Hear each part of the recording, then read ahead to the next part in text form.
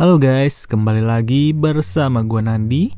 Pada video kali ini, gua akan membahas salah satu film legendaris yang berjudul Aftershock 2010. Tidak pernah lupa, gua juga selalu mendoakan agar kalian dan keluarga bahagia serta sehat selalu ya. Film ini dibuka dengan memperlihatkan sebuah aktivitas di kota kecil bernama Tangshan, negara Cina. Tertanggal 27 Juli 1976, pemandangan yang tak biasa terjadi pada hari itu. Terlihat jelas kelompok capung mulai berterbangan secara tidak biasa, seolah-olah ada sesuatu yang sedang mengejar mereka. Di tempat yang sama, terdapat sebuah truk yang dikendarai oleh seorang laki-laki bernama Da Chiang. Tidak hanya sendirian, Da Chiang juga membawa kedua anaknya yang bernama Fang Deng dan juga Fang Da. Untuk pertama kali dalam seumur hidupnya, Da Chiang menyisihkan sedikit rezeki demi membeli sebuah kipas angin yang sudah dinantikan oleh kedua anaknya. Setelah Da Chiang pergi lagi untuk bekerja, Fang Deng pun sengaja mengajak adiknya untuk membeli 2 buah es krim.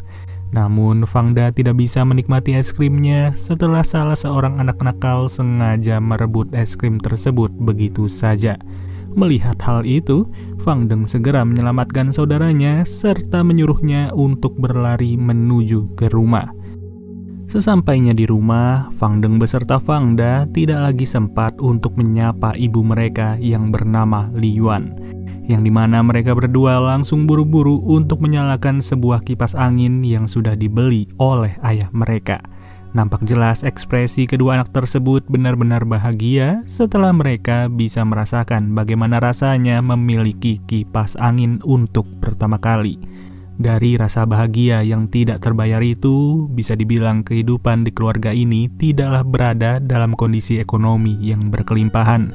Tentu hal tersebut juga berat bagi Li Yuan sendiri untuk membuat sebuah keputusan. Di saat ia hanya memiliki sebuah tomat, apalagi kedua anaknya menginginkan tomat tersebut. Yang ujung-ujungnya, Li Yuan memberikan tomat itu kepada Fang Da dengan alasan ia lebih kecil daripada Fang Deng. Atas keputusan itulah, Fang Deng mulai merasa iri dan ia berpikir kalau kedua orang tuanya lebih sayang dengan si adik alias Fang Da.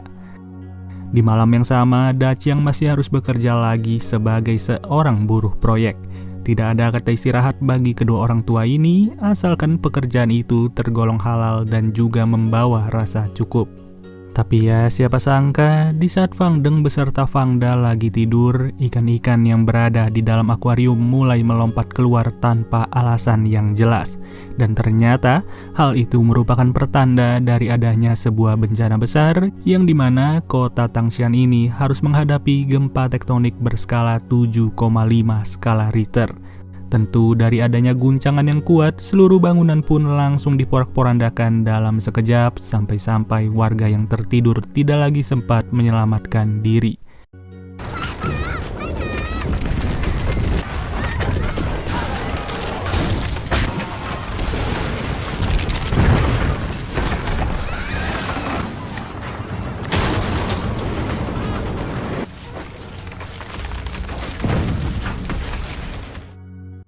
Malam yang awalnya dimulai dengan rasa bahagia harus lenyap dalam seketika setelah Fang Deng beserta Fang Da masih terjebak di dalam rusun mereka. Tidak banyak yang bisa dilakukan oleh Li Yuan maupun Da Chiang pada saat itu selain melihat sebuah bangunan yang selama ini mereka tempati harus runtuh. Sepanjang malam itulah tercatat sudah sebuah sejarah kelam yang pernah menimpa kota Tangshan pada tahun 1976.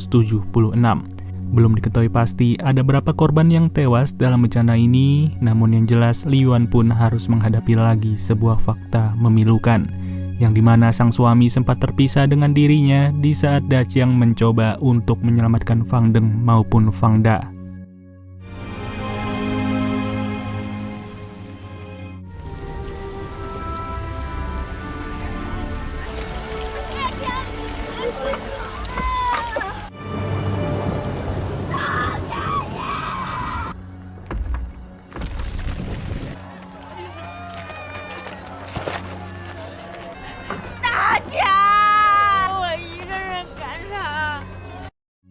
Ajaibnya, Liuan masih mendengar suara teriakan dari kedua anaknya yang sudah tertimbun oleh tumpukan beton. Baik Fang Deng dan juga Fang Da, mereka berdua cuma bisa merintih kesakitan sambil terus memanggil nama dari ibu mereka. Hanya saja para warga berkata kalau kedua anaknya itu berada di bawah satu plat beton yang sama. Akan hal itulah, mereka hanya bisa mengangkat satu sisi pelat beton dan Liuan pun mulai dihadapkan dengan sebuah keputusan paling sulit selama hidupnya. Tidak lain tidak bukan, ia dipaksa untuk memilih siapa yang akan diselamatkan oleh para warga. Dan pada akhirnya, Liuan pun memilih si anak laki-laki alias Fang Da yang bisa diselamatkan. Alhasil, Liuan hanya bisa meminta maaf sebesar-besarnya kepada Fang Deng yang berhasil dikeluarkan dalam keadaan tewas.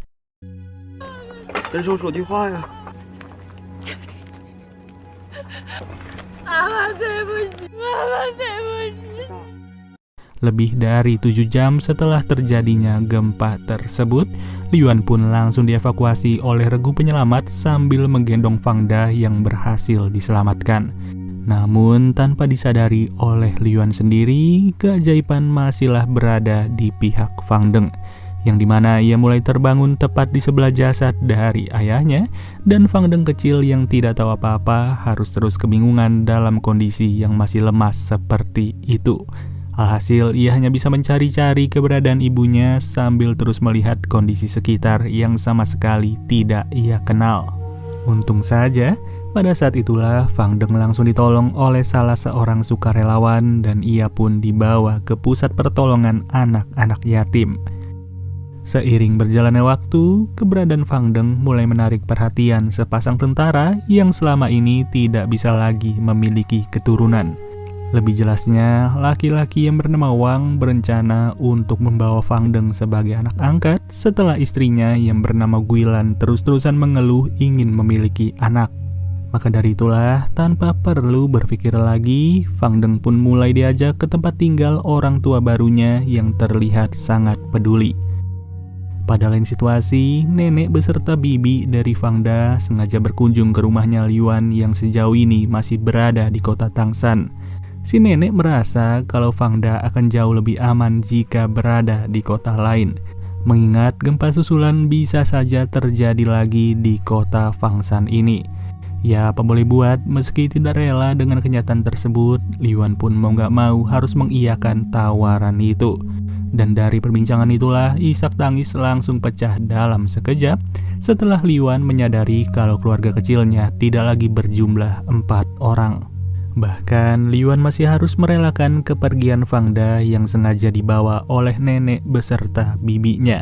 Tapi siapa yang menduga, si nenek merasa tidak tega dengan kesendirian Liuan pada saat itu, sampai-sampai Fang Da pun langsung dikembalikan lagi ke pelukan ibunya.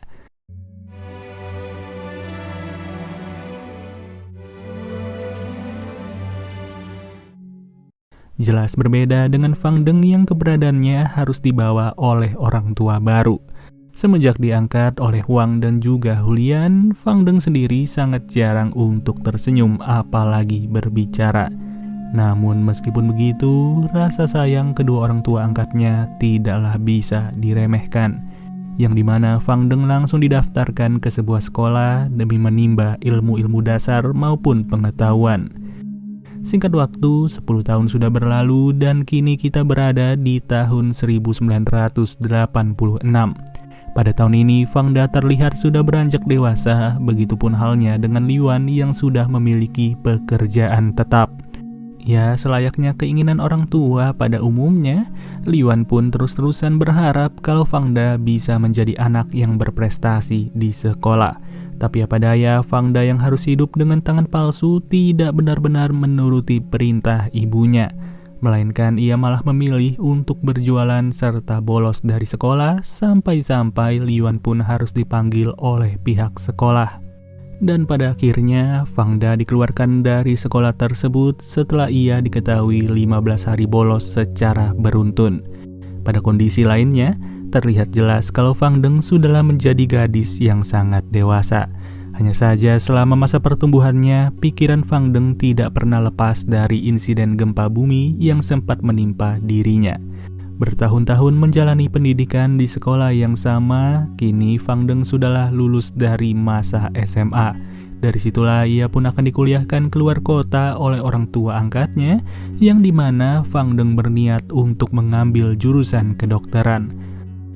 Bukan hanya Fang Deng, Fang Da pun berencana untuk merantau keluar kota tanpa mempunyai tingkat pendidikan yang lebih baik dari kakaknya. Namun tetap saja Fang Da bersikeras kalau ia akan mencari rezeki di kota besar dan akan kembali lagi pada suatu saat. Kemudian scene beralih lagi kepada Fang Deng yang sudah tiba di kampus pilihannya. Akan tetapi dengan parasnya yang cantik itulah seorang pria pun mulai berencana untuk terus mendekati Fang Deng. Beberapa tahun setelahnya, Wang yang sengaja mampir ke kosan Fang Deng mulai nggak sengaja melihat anak angkatnya itu sedang berduaan bersama pria lain. Tapi ternyata hal itu bukanlah fokus utama bagi Wang sendiri setelah ia sengaja datang hanya untuk memberikan kabar kepada Fang Deng bahwa ibu angkatnya alias Hulian sedang kritis berat. Dan memang benar, Hulian sudah tidak lagi bisa berbicara banyak pada saat itu. Di detik-detik terakhirnya, ia pun sengaja menitipkan sebuah jam tangan beserta uang tabungan kepada Fang Deng, dengan harapan Fang Deng bisa memanfaatkan pemberiannya agar menjadi wanita yang berhasil. Namun masalah baru kembali muncul setelah kematian Hulian yang dimana diketahui sudah kalau Fang Deng positif hamil. Tentu hal tersebut bisa ia ketahui setelah ia menjalani hubungan tidak sehat dengan pria itu. Bahkan pria itu seenaknya saja menyuruh Fang Deng untuk menggugurkan kandungannya. Fang Deng yang sadar kalau pria tersebut tidak akan pernah bertanggung jawab pun langsung memutuskan untuk berhenti kuliah pada saat itu juga. Berminggu-minggu sudah Fang Deng tidak memberikan kabar, Wang pun langsung datang ke kampus itu demi bertanya kepada si pria cemen. Mendengar Fang Deng yang sudah hamil serta pergi begitu saja, jelas Wang sebagai seorang ayah angkat langsung menampar pria tersebut sambil menahan emosinya. Lalu waktu pun berganti dengan cepat dan sekarang kita berada di tahun 1995.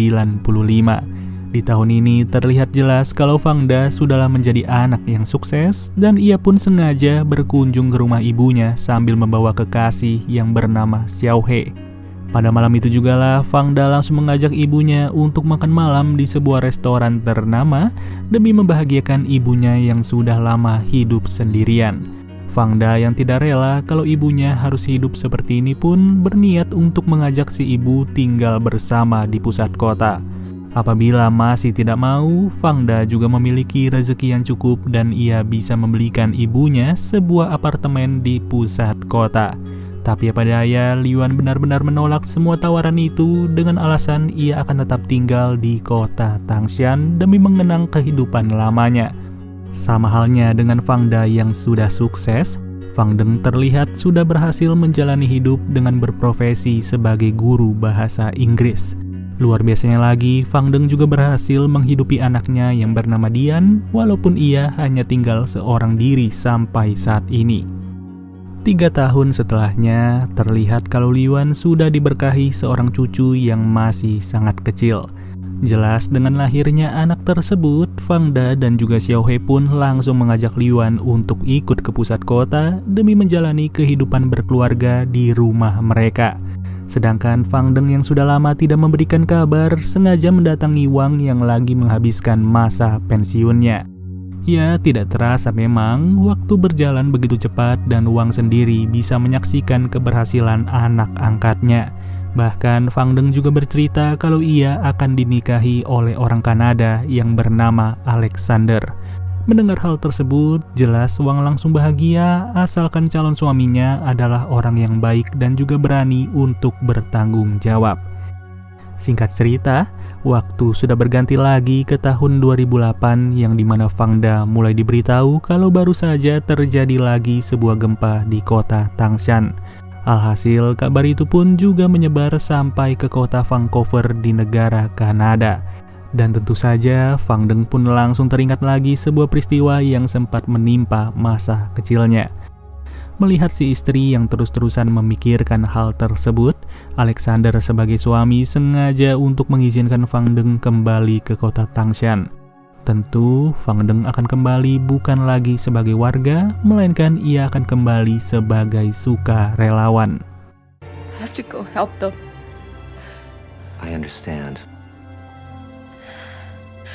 I have to go back.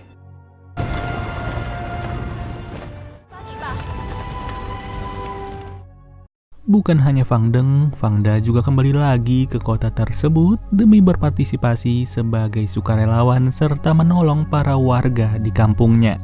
Pada peristiwa inilah, Fang Deng pun terpaksa harus menyaksikan lagi sebuah kesedihan yang sempat dialami seorang ibu.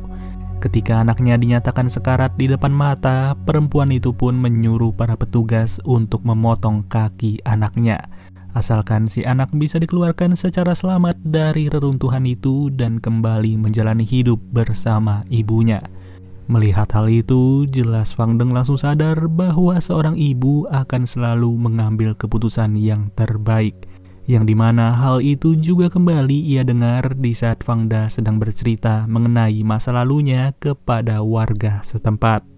Ya, siapa yang bisa mengira dari niat yang baik inilah mereka berdua kembali ditemukan dan Fang Deng mulai menyadari bahwa pria tersebut adalah adik kandungnya. Dimulai dari pertemuan itu, Fang Deng pun langsung diajak oleh Fang Da untuk pergi ke rumahnya.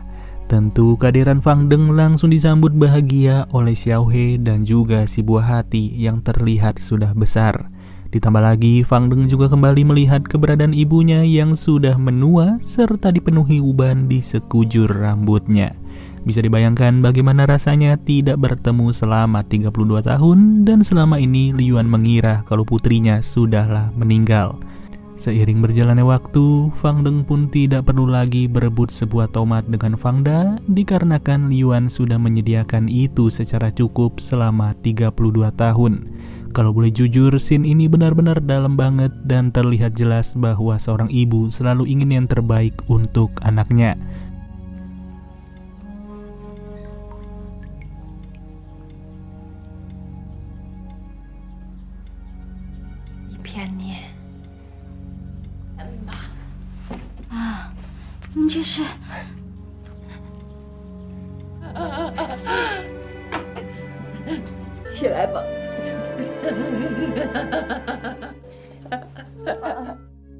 Di malam itu jugalah Fang Deng mulai memperkenalkan ayah beserta ibu angkatnya kepada Liyuan. Tidak hanya memperkenalkan orang tua angkatnya, Fang Deng juga bercerita tentang kehamilannya di usia muda yang dimana ia sempat berjuang sendirian dan merasakan apa itu rasanya sebagai seorang ibu. Dari cerita ini terdengar jelas kalau anaknya yang bernama Dian sedang menempuh perkuliahan di Kanada dengan mengambil jurusan psikologi. Pada esok harinya, Liyuan bersama kedua anaknya beserta mantu dan juga cucunya pun sengaja berkunjung ke pemakaman dari Dajiang sang suami. Yang bikin nyesek, ternyata selama ini Fang Deng sudah berpikir salah tentang kedua orang tuanya. Setelah ia sadar kalau ibu beserta ayahnya selalu bekerja keras demi membeli buku-buku pelajaran untuk Fang Da dan juga Fang Deng secara adil. Pada scene inilah Fang Deng langsung memohon maaf kepada ibunya atas amarah yang sudah ia tahan selama 32 tahun dan film pun berakhir. Pada intinya, film ini juga dibuat untuk mengenang 240.000 korban jiwa yang harus tewas setelah gempa bumi melanda kota Tangshan pada tahun 1976. Bahkan tercatat juga kalau gempa ini merupakan sebuah bencana gempa bumi paling terbesar sepanjang abad ke-20. Ya, semoga sih apa yang sudah gue ceritakan bisa kalian ambil hikmahnya dan juga pesannya ya. Oke deh guys, mungkin segini aja pembahasan alur cerita dari film Aftershock 2010. Sampai bertemu lagi di video berikutnya. Gua Nadi cabut dulu. Dadah.